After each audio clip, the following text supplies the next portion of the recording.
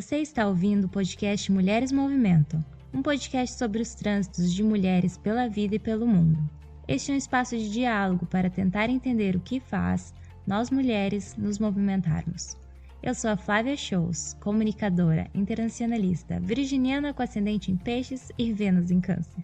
E junto comigo está a Patrícia Silva, também internacionalista, sonhadora, leonina com ascendente em câncer e Vênus em virgem. Nesse podcast você vai ouvir um tanto de reflexão e um tanto de trivialidade. A gente fala sobre sonho e impedimento, sobre mover, mas também sobre saber ficar parada, sobre o que nos engrandece, mas também sobre aquilo que nos violenta, sobre amor ao outro e também sobre pertencer a si mesmo. Vem com a gente!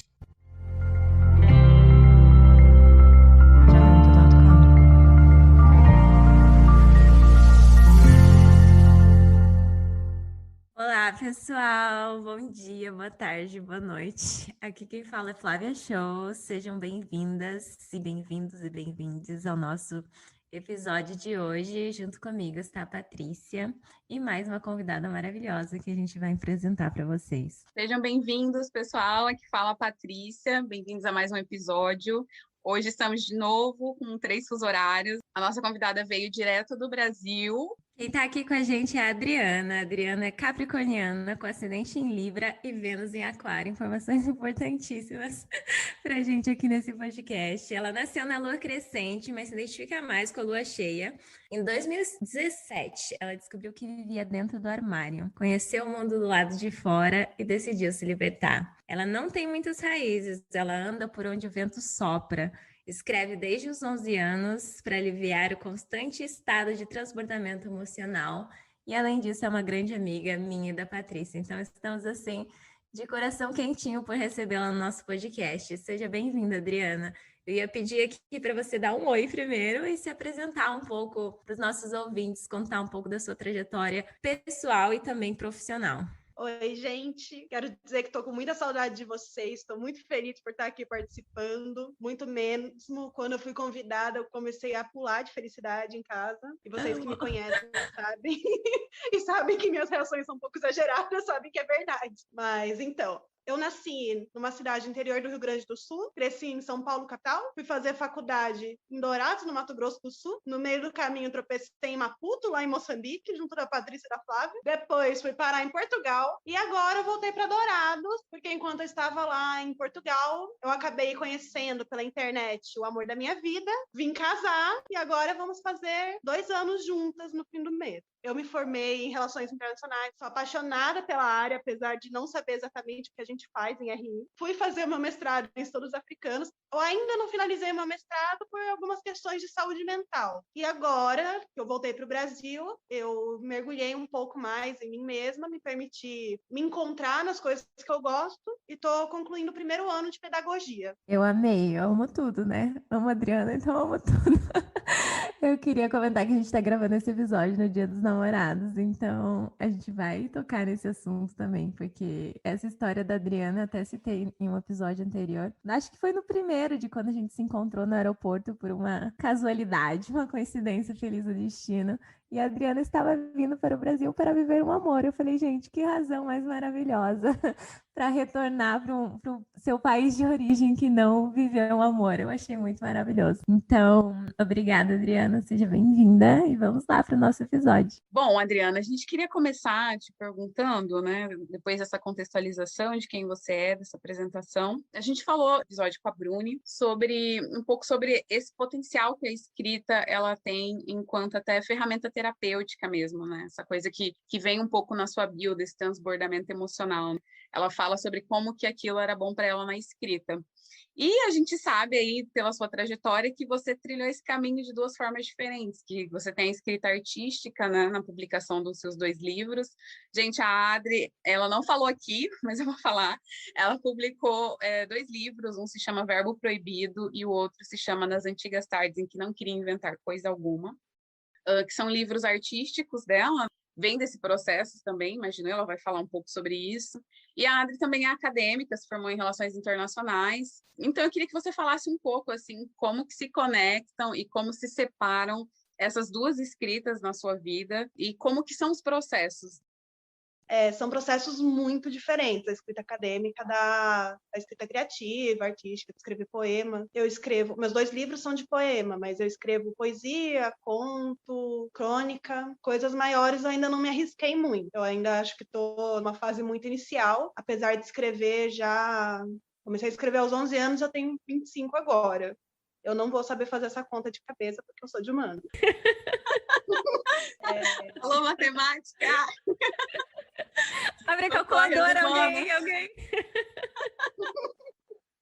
Mas, enfim, enquanto a escrita acadêmica é uma escrita muito presa, muito regrada, muito técnica, a escrita literária, não, ela é livre, ela é extremamente livre. Você pode escrever o que quiser, do jeito que você quiser, como quiser, quando quiser. Isso são 2 coisas que, ao mesmo tempo que facilitam, por um lado, também dificultam na mesma intensidade. Tem época que a cabeça não quer se prender a regras, que dane-se a BNT, dane-se APA, vamos fazer a capa no Word Art.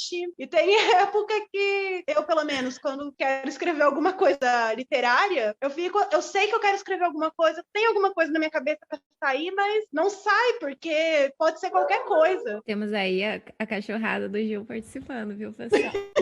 Estão inclusos no nosso episódio.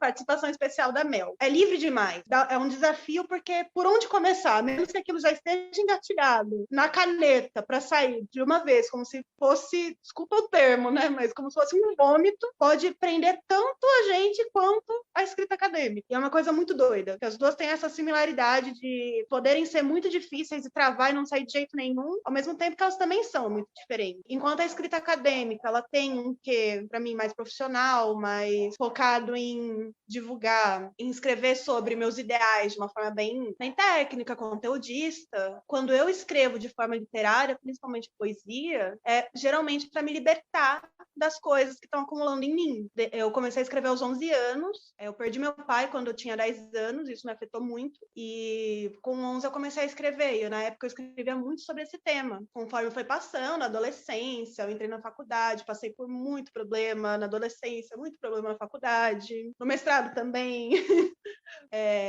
Então foram processos que me ajudaram a ver que eu precisava de ajuda, a extravasar, a evitar que eu chegasse em pontos extremos da minha saúde mental e a aliviar para que eu pudesse limpar a cabeça também para voltar a escrever as coisas acadêmicas. Aliás, só queria frisar aqui que, diferente do que um professor falou para mim no primeiro ano da faculdade, depressão, problema de saúde mental não é nenhum impeditivo para a capacidade de um aluno poder fazer trabalho acadêmico, poder fazer mestrado, poder fazer qualquer outra coisa. A saúde mental, ela é sim importante, mas ela não precisa ser um fator limitante. E quero para quem esteja ouvindo que possa mais para frente, né, se identificar com alguma outra coisa que seja dita, saiba que você não é a sua doença, o processo que você está passando. É muito legal que você possa desenvolver alguma coisa artística. Eu desenvolvi a literatura para poder limpar a cabeça e seguir com seus outros projetos, mas nunca vai ser um fator limitante seu. Nunca deixe ninguém dizer que você não pode fazer as coisas por causa disso.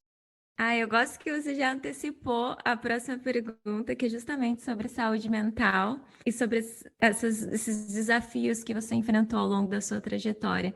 Então, eu queria te perguntar, o que você considera importante quando a gente fala sobre o tema de saúde mental, a partir principalmente da sua vivência com essas questões, que eu acho que você tem muito a contribuir para a experiência de outras pessoas que estão lidando com isso também. Bom, acho que em relação à saúde mental, eu faço pesquisa desde 2013, que foi meu último ano na escola, que o meu colégio tinha TCC, um pouco doido, mas enfim.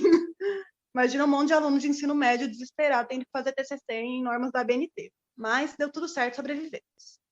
E nesse TCC eu abordei a luta antimanicomial, foi quando eu tive um primeiro contato mais intenso. E quando eu li o livro O Holocausto Brasileiro, da Daniela Arbeck. Foi um livro também que me tocou muito, falando de os pacientes psiquiátricos eram tratados. Muitas vezes sem nem ter nenhum quadro de algum problema psiquiátrico. Às vezes só porque a mulher estava triste, ia parar no hospital psiquiátrico e era torturada até morrer, nunca mais saía. Ou só porque o cara queria casar com a amante. Então, a nossa história em relação à psiquiatria brasileira, ela é muito complicada. E tem uma desumanização muito forte do que é o paciente psiquiátrico. E isso a gente vê repercutindo no dia a dia, porque Ainda hoje é muito tabu falar de saúde mental.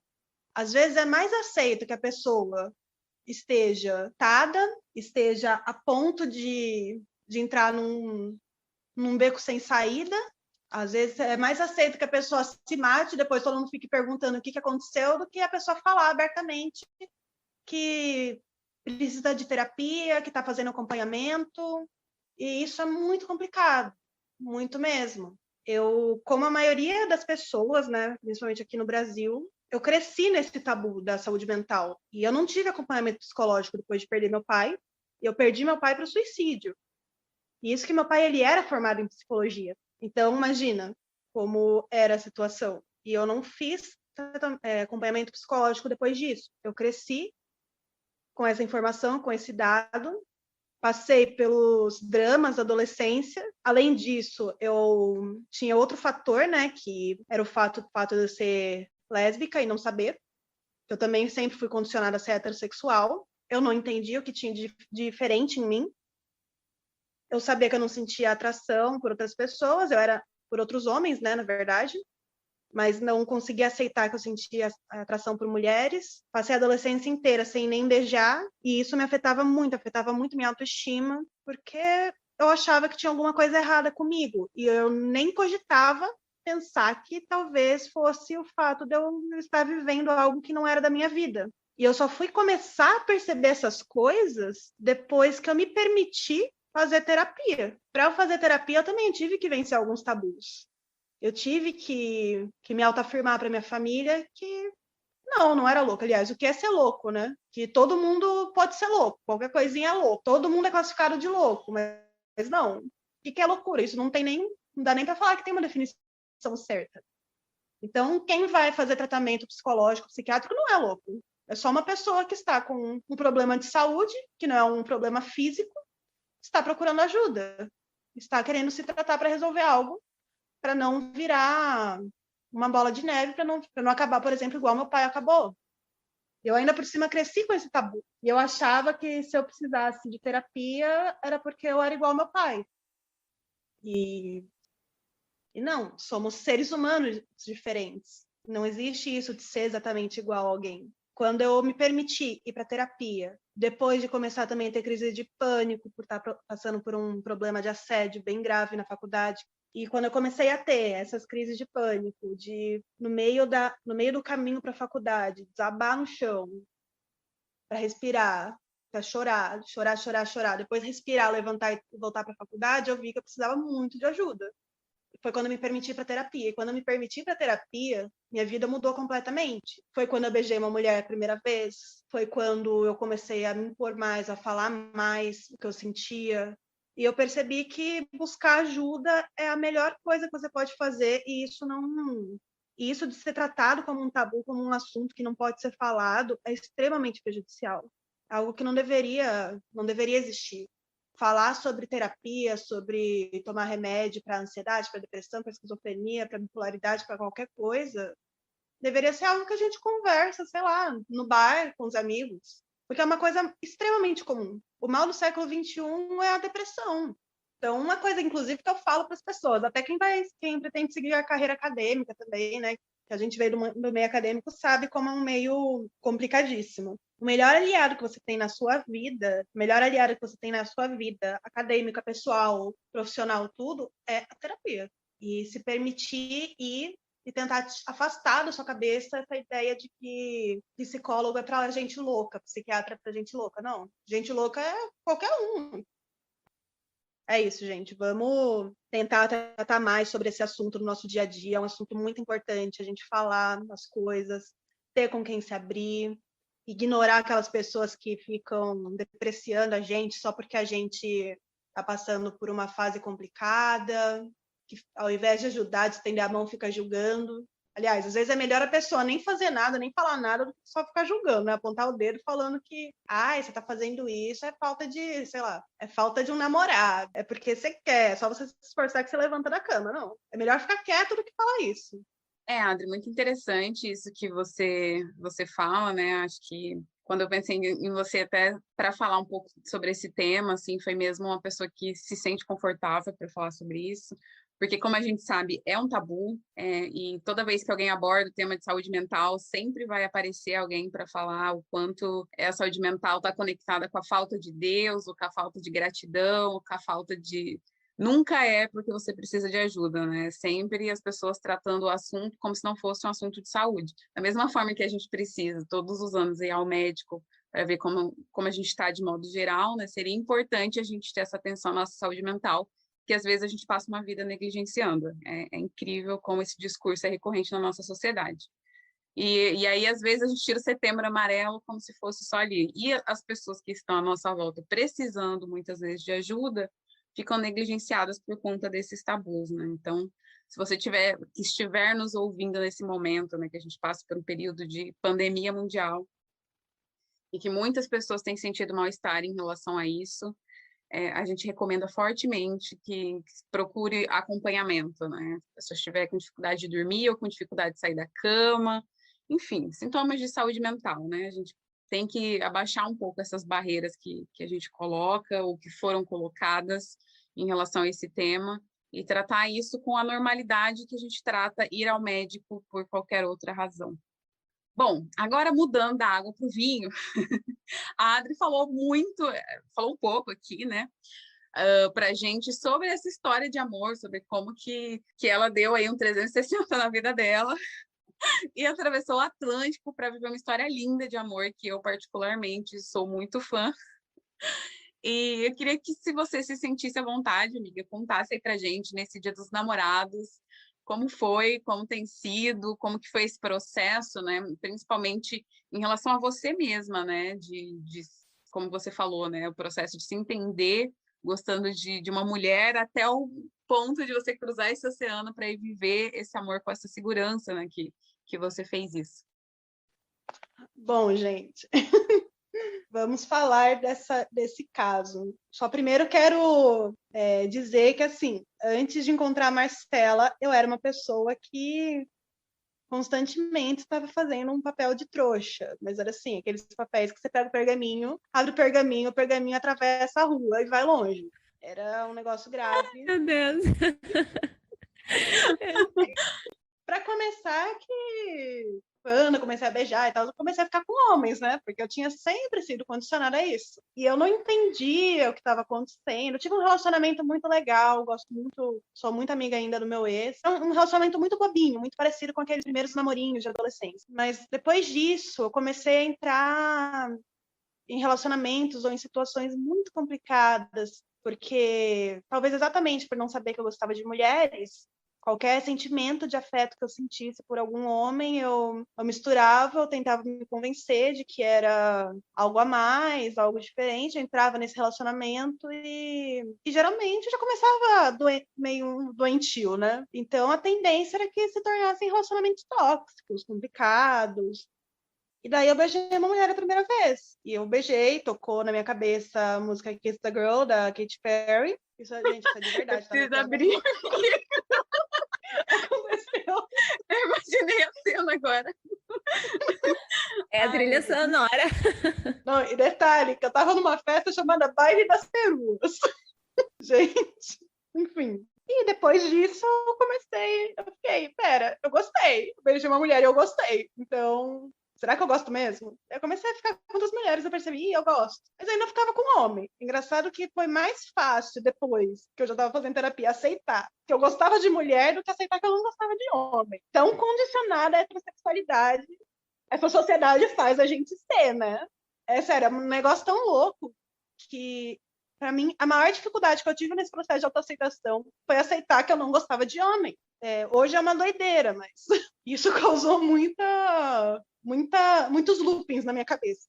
Mas, enfim, fui descobrindo, depois que eu passei bastante tempo ficando só com mulher, depois beijei uns homens, eu beijei mulher de novo, eu fiquei, é muito diferente, realmente não é para mim beijar com homem, não gosto, não sinto atração, não sinto nada, gosto de mulheres, mas eu tava, né, linda, leve solta, solteira assim, sozinha também, porque eu passei por um período que eu falo que é o meu retiro espiritual de corpo, porque eu não queria ficar com ninguém. Depois que eu passei por muitas turbulências afetivas, eu resolvi que eu ia ficar de boa no meu canto, sozinha. E nesse meio tempo, eu estava trabalhando lá em Portugal, numa lanchonete, e eu recebi uma solicitação de amizade e uma solicitação de mensagem pelo Facebook. Eu, na hora, não olhei, porque eu estava fritando muitas batatas. Fui olhar quando eu já estava no ônibus indo para casa. E era uma tal de Marcela. E a gente começou a conversar, e aquela conversa foi muito interessante. A gente conversando. Ela falou, eu trabalho com sushi. Deu, nossa, que maravilha. Ela começou a me mandar foto de sushi. Eu fui muito seduzida pela comida. E a gente começou a conversar. Até que, por alguma razão, eu comecei a sentir algo a mais. E ela também. Mesmo a gente nunca tendo se visto ao vivo. E a gente decidiu que ia namorar. Isso aconteceu no mesmo dia que a gente descobriu um filme chamado Elisa e Marcela. E o meu nome é Adriana Elisa. E Elisa e Marcela é um filme que é uma história real de duas mulheres espanholas que a Elisa se passou por homem para elas poderem se casar na Igreja Católica e viver uma vida normal. Normal, entre aspas, né? É óbvio que o plano não deu muito certo, enfim, não vou contar spoilers, mas o final é feliz, é isso que importa. E a gente achou isso muito romântico, Elisa e Marcela.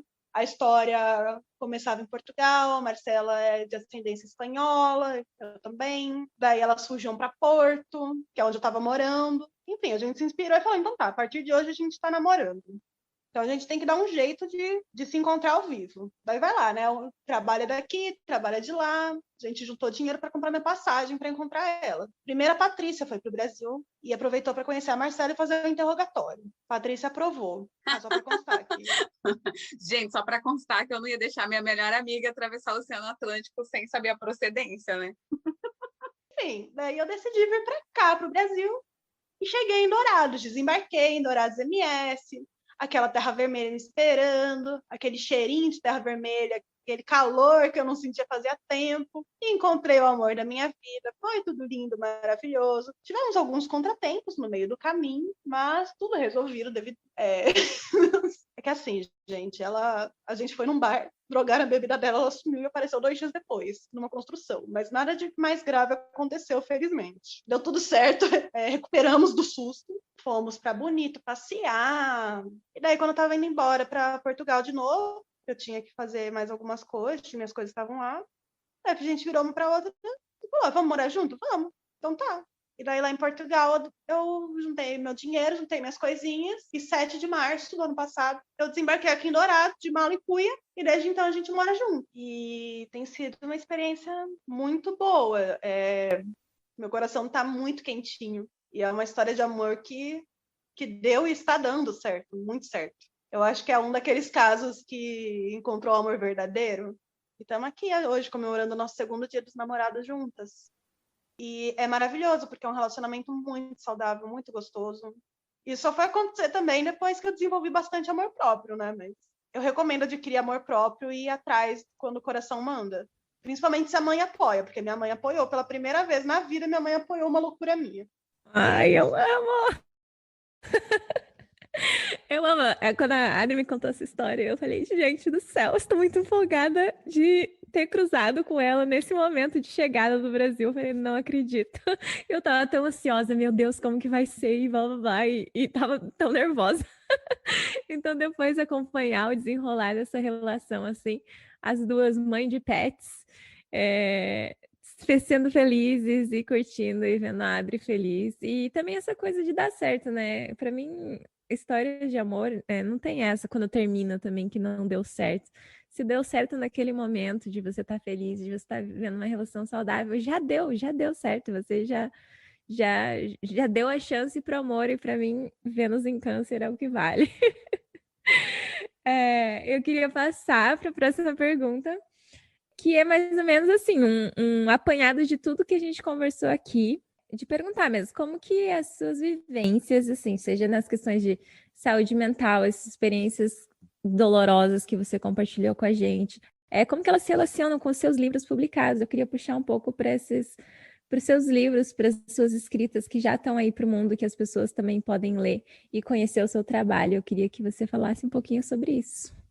Então, os meus livros, o primeiro que eu escrevi foi o segundo a ser lançado, mas como eu escrevi primeiro, eu vou falar dele antes. que é o Nas Antigas Tardes em que Não Queria Inventar Coisa Alguma. Esse livro eu fui convidada, né, pela Cenário Plural a escrever, como parte de um projeto chamado Sete Luas, que são 7 livros que tratam de questões lunares, que tem que retratar a Lua, cada um escrito por uma autora. E o meu ficou com esse título, Nas Antigas Tardes em que Não Queria Inventar Coisa Alguma. Então, esse livro, ele começa na Lua cheia e ele vai passando por todas as fases lunares até chegar de novo na Lua cheia. Tanto que o verso de um dos poemas, que chama Ciclo, é Vivo em Eterna Lua Cheia. E esse livro, ele foi um grande desabafo meu. Ele foi um momento no amor que eu estava vivendo, ou no desamor, né? Eu estava vivendo muito intenso, que eu estava sofrendo muito, e foi a forma que eu encontrei para despejar, desabafar e me libertar daquilo. Era um momento que eu tinha me apaixonado perdidamente por uma pessoa e a gente viveu foi uma coisa rápida, muito intensa, mas a pessoa do nada parou de falar comigo, apareceu namorando outra e começou a fingir que eu não existia mais. E isso sem nunca ter acontecido nada que pudesse apontar que a pessoa estava se afastando de mim. E isso na época me destruiu. Até porque a pessoa depois começou a ligar para mim, querer voltar a ficar comigo, mesmo estando com outra, basicamente me convidando para ser amante. E eu falando não, felizmente eu já estava na terapia, então isso me ajudou a falar não todas essas vezes. E eu comecei a entrar em outros relacionamentos. E como eu não estava bem, obviamente eram relacionamentos que não tinham como começar saudáveis. E esses desdobramentos, tudo isso que estava acontecendo, foi inspirando para escrever esses poemas. Então, esse meu livro ele começa comigo estando destruída, me recuperando, me destruindo de novo, criando uma esperança, e basicamente é o tempo inteiro eu despejando tudo que eu estava sentindo, me libertando de tudo aquilo. Inclusive, foi muito interessante que do primeiro para o último poema que eu escrevi, eu consegui acompanhar como eu evoluí em relação a essas histórias. Porque os primeiros poemas eram muito dolorosos, eu escrevia chorando. Os últimos poemas, eu já tinha que me esforçar um pouco mais. E quando eu volto hoje para ler, apesar de eu conseguir lembrar, né, do que eu estava sentindo, do que estava acontecendo, eu já vejo que é uma dor que passou. E esse meu livro das luas, ele é basicamente isso. E daí tem o segundo livro que eu escrevi, que daí foi um projeto meu, também de poesia, que chama Verbo Proibido. Verbo Proibido é dividido em 3 partes. A primeira parte é Persona, em referência ao filme do Ingmar Bergman. A segunda parte é Versos Íntimos, que é em referência ao Augusto dos Anjos. E a última parte é Noite na Taverna, que é para ser referência ao ultrarromantismo. Inclusive, em relação aos meus poemas, eu gosto muito de escrever na métrica livre, num estilo bem modernista, mas eu me identifico muito com o exagero do ultrarromantismo. Então, eu acho que são as principais referências que eu acabo pegando. E Verbo Proibido acaba sendo também um outro grande desabafo, mas muito mais focado em questões da saúde mental.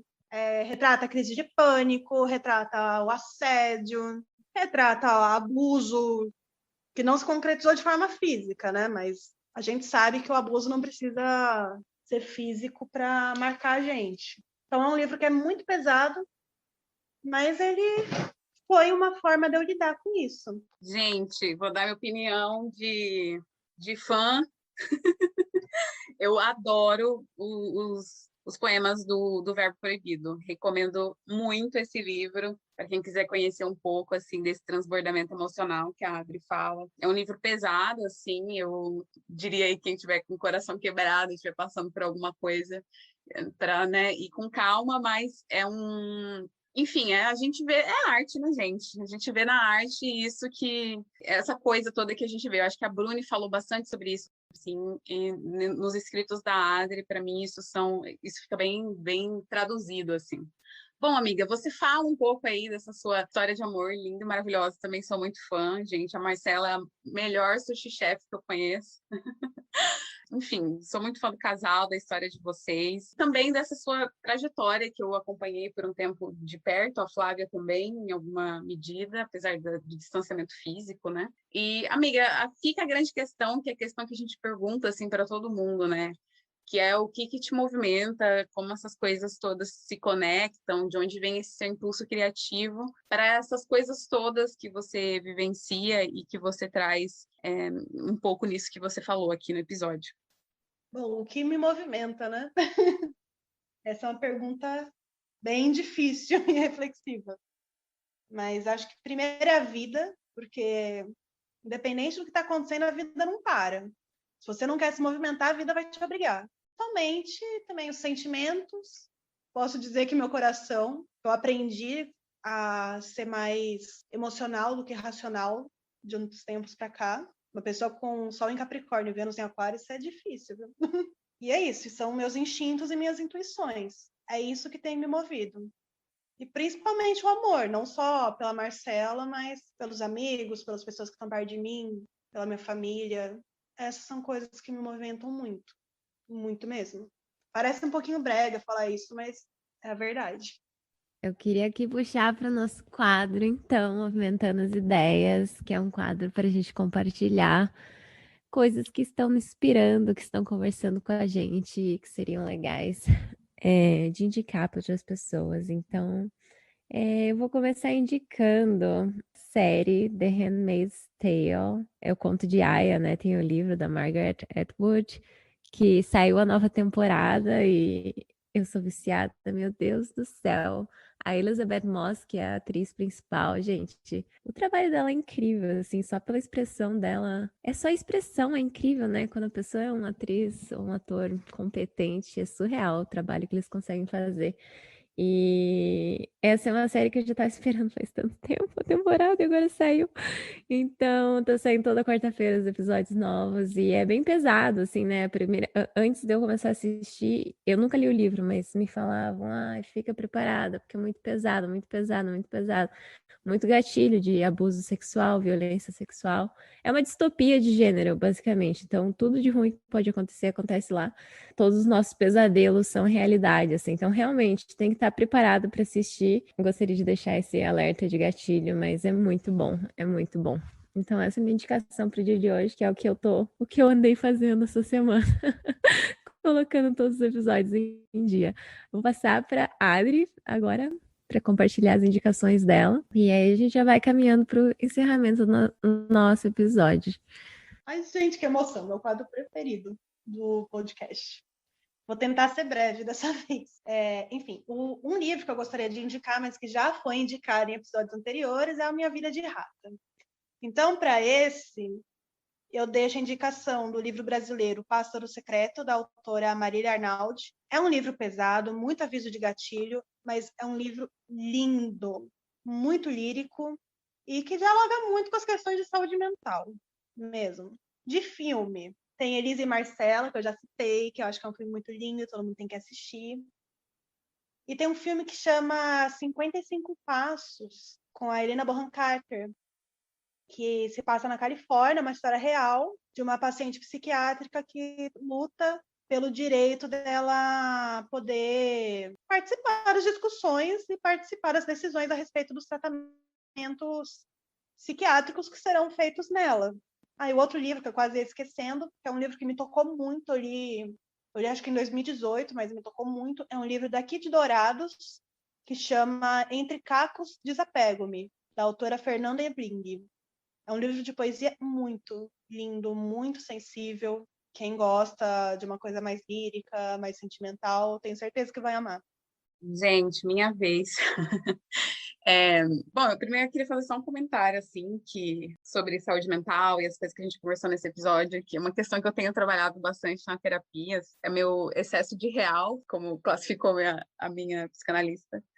E uma das formas de trabalhar com esse excesso de coisas, que eu acho que é uma coisa que muitas pessoas podem estar passando agora por conta da pandemia e experiências acumuladas e tal, é trabalhar o simbólico como forma de manejar um pouco esse excesso de real e essas coisas todas que vão atropelando a gente, né? Então, eu vou reforçar a minha indicação da semana passada, do episódio passado, que é o canal da Flor e Manu. Nesse canal, eles têm lá uma playlist inteira só sobre psicanálise. Tem um exercício de escrita terapêutica que o Manu compartilha com a gente como ferramenta. Eu acho que para quem não tem acesso hoje à saúde mental, apesar de durante a pandemia estar tendo muitos programas de acessibilidade em relação a acesso gratuito a psicólogos e profissionais de saúde mental, Mas para quem, por alguma razão, não tiver acesso, eu acho que pode ser uma ferramenta interessante para tentar entender as angústias que sente nesse momento tão difícil que a gente tem passado. E também quero indicar um livro que se chama Complexo de Cinderela, que é da Colette Dowling. Não sei se é assim que se pronuncia o nome dela. Mas é um livro sobre psicologia feminina que eu li já há algum tempo e ele me veio muito hoje, assim, porque eu estava pensando no episódio, pensei muito em um capítulo também do Mulheres que Correm com os Lobos, mas como a gente já indicou várias vezes, eu vou indicar esse. Também é sobre psicologia feminina e ajuda a entender um pouco, assim, sobre como que a gente... Disney, né? Como que a Disney estragou a gente. Como que esse complexo de Cinderela, que é uma busca por proteção, que é introjetado na gente, em nós mulheres, que por vezes exime a gente das nossas responsabilidades. Então, assim, é um livro pesado também, mas eu indico bastante, assim, me ajudou a compreender várias coisas na época que eu li, já faz uns 5 anos que eu li esse livro, mas é sempre bom, muito atual, então é a minha recomendação para hoje.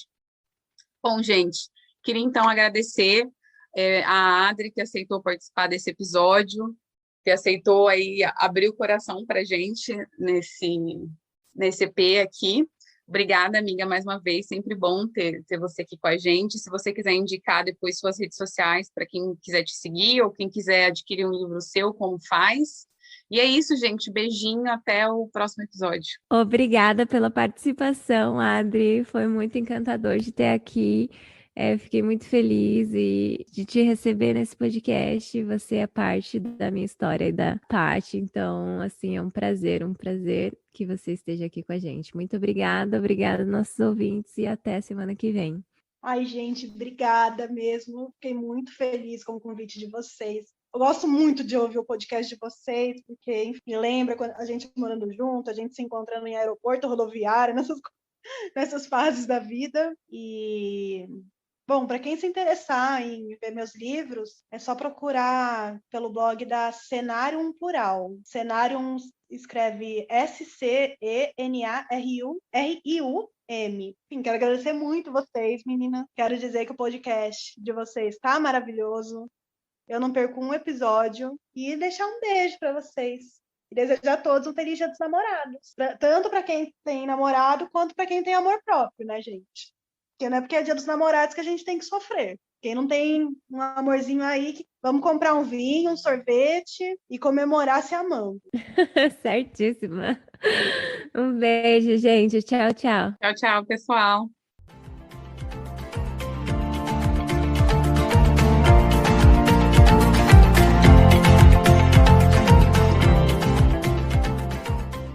Para saber mais sobre o projeto e poder interagir conosco, siga o nosso perfil no Instagram, @mulheresmovimentam. Nosso e-mail de contato é mulheresmovimentam@gmail.com. Indique o nosso podcast para suas pessoas queridas e aproveite!